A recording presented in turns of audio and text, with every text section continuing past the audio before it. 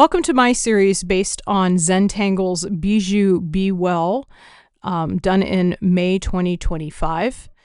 Each day, Zentangle put out a video featuring one pattern, and the design was meant to be drawn in a short amount of time, so you could just take a little time for yourself and kind of get yourself centered. I encourage you to go visit their YouTube channel. I'll have the link down in the comments, and you could see how they did their designs. This series is meant to walk you through how to draw each design, and then also to give you some alternative ideas for embellishments and ways to kind of zhuzh up that pattern. This video covers X. For all cards in this series, I used the same tools, so you will see in every single video in this series a blue Micron 05 pen, a General's Indigo blue chalk pastel pencil, an 8B graphite pencil, two Tortillons, so one for blue, one for black, and white tiles. And of course, that's my trusty little pencil sharpener there as well. If you followed along with the Zentangle series, you will notice that they also include a white pencil and a Tortillon for that. I chose to not use those for my series because I'm using a white tile, and I find that the white chalk pastel pencil really doesn't add very much to the design. Take a moment to gather your tools, get yourself centered, make sure you're sitting comfortably in your chair. When you're ready, let's begin.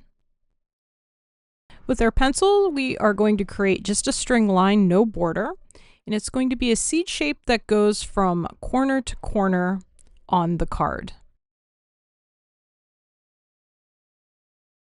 And once you've drawn your seed shape, you can put your pencil down and pick up your pen. I'm going to start by drawing a slightly arced line that goes from one side of the seed to the other.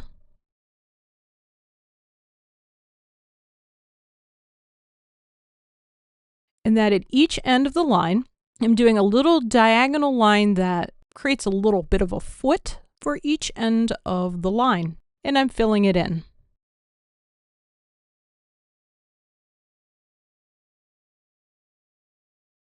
And then I'm going to aura what I just did. So starting at one side of the seed and going down to the other, I'm drawing a parallel line that takes into account those two triangles, and then of course the line that is stretching across my space. Then I'm going to turn the card. I'm going to do something similar again. I'm going to start at one side of my space, and I'm going to draw a line that goes from my pencil string line down to the middle shape. You see here I made it a little curvy. You can go straight, you can go curvy, however you want. And then I'm going to give each end of the line a little foot by doing those little diagonal lines and then filling in the triangle that I create. Then I'm going to essentially continue the line that I created. So from the other side of that first set of lines, I pick up and keep going, continuing with a curvy shape and then going down to my pencil string line. And once again, giving both ends of the line a set of feet. And then next, I'm going to aura what I just did. So my aura will go from the pencil string line down to the middle set of lines. And then I'm going to pick up my pen and come across the other side there and continue. And I'll aura both sides of this set of lines here.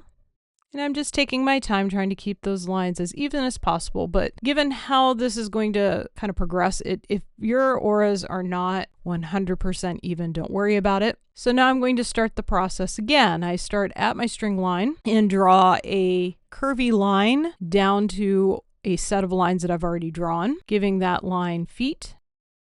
Then I'm going to continue that line. In this case, it's going to go between the two sets of lines that I've already drawn and giving it smaller feet just because it's a smaller space. I'm trying to keep things proportional. And then I'm going to finish by picking up where I left off on the other side of that set of lines and take my new line down to the pencil string line. And once I get those feet filled in, I am going to aura the whole thing. And this is how we will continue with X.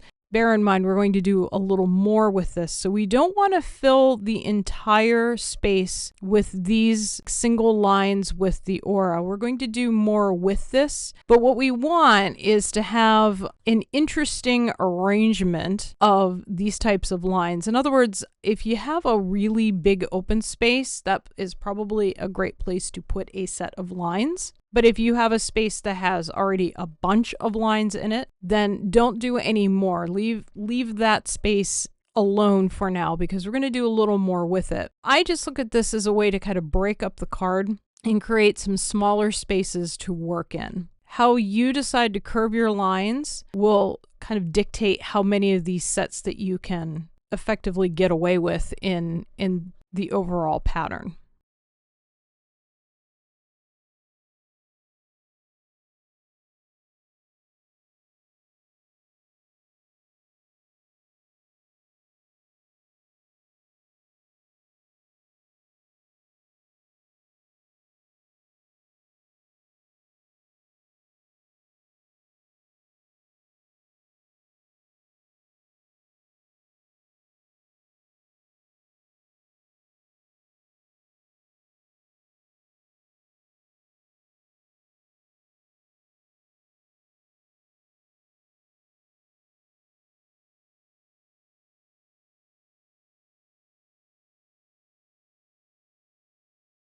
So the next step is to aura what you've already done. Go back to the first set of lines that you did and start to aura.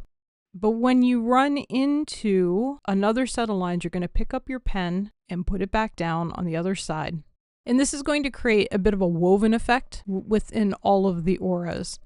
Work your way around the card in the order that you did the first set of lines. If you can't remember, if you've got a lot going on, it's really not that important that you do it in order.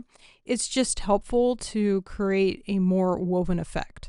But after a while, it might be a little difficult to keep track, and that's okay too. We're going to do this process a couple of times. So you're going to go all around your card and aura everything, and then go back to the beginning and aura it again. And you keep going until you find that you don't have a lot of space to aura anymore. You still might have some open spaces on your card, but usually how I decide is basically I feel like I just don't think I can keep track of it anymore, or I really just don't have a lot of space in some places to add another line. So it's going to be up to you based on how many sets of lines you have to aura and how confusing it is for you to keep track of where you're going.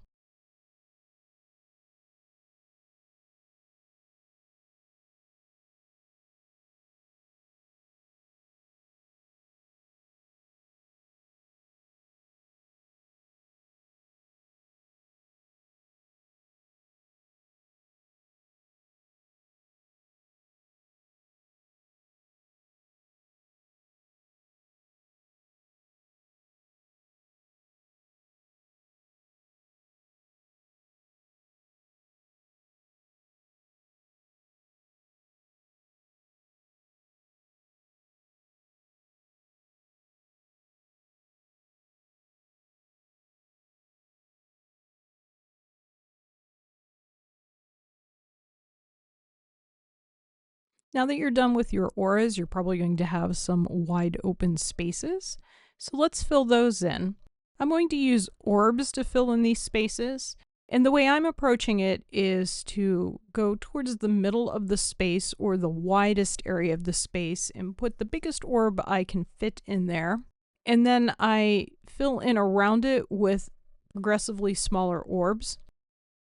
And if there are any little white spaces or interstices where the orbs didn't quite cover the full space, I go back and put a little bit of ink in those spaces and fill them in.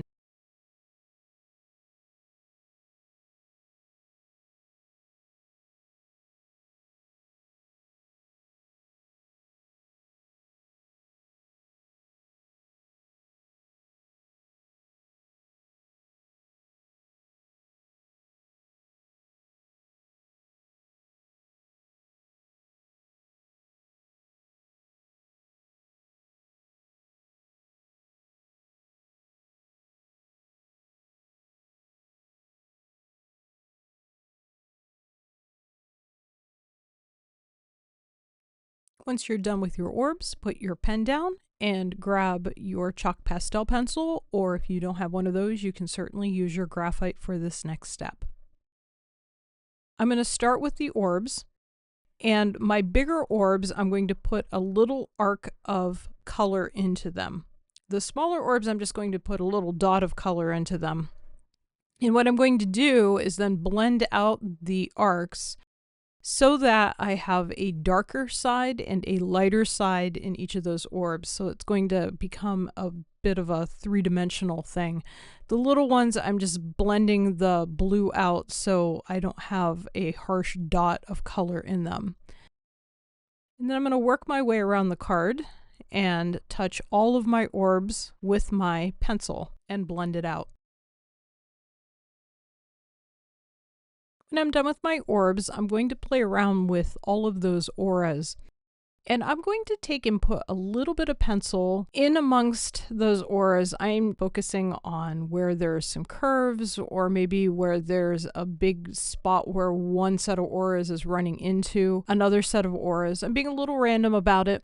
My goal is to just create some waves of color here and there, and then leave some of those lines white. So I'm creating a highlight and a low light just by adding color in certain spots.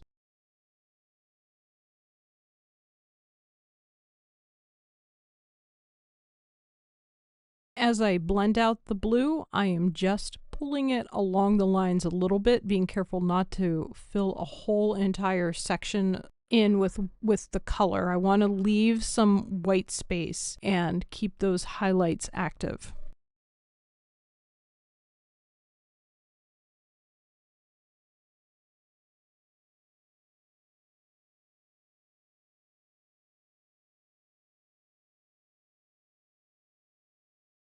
Grab your graphite pencil, and I'm going to deepen some of the shade that I've created where various lines are overlapping and running into each other. This is also one of those random things. I just decide, where do I want to create just a little bit more contrast. I'm also shading the inside of the spaces where the orbs are, and I'm not doing the entire space, like I'm picking a side or half of a circle or so, and I'm just deepening that as well, so those orbs look like they're tucked in underneath all of those lines. And then I'm going to blend that out.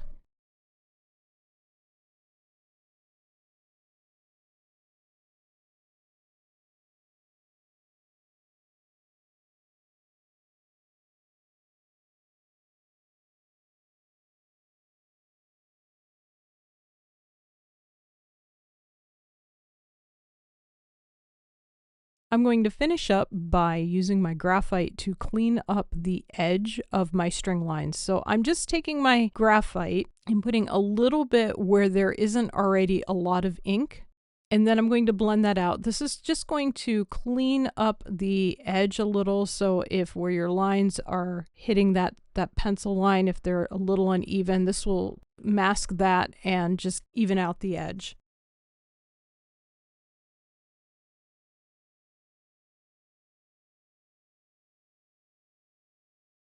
Take a moment and admire what you've created today with the pattern X. And when you're ready, grab your pen and add your chop to your design.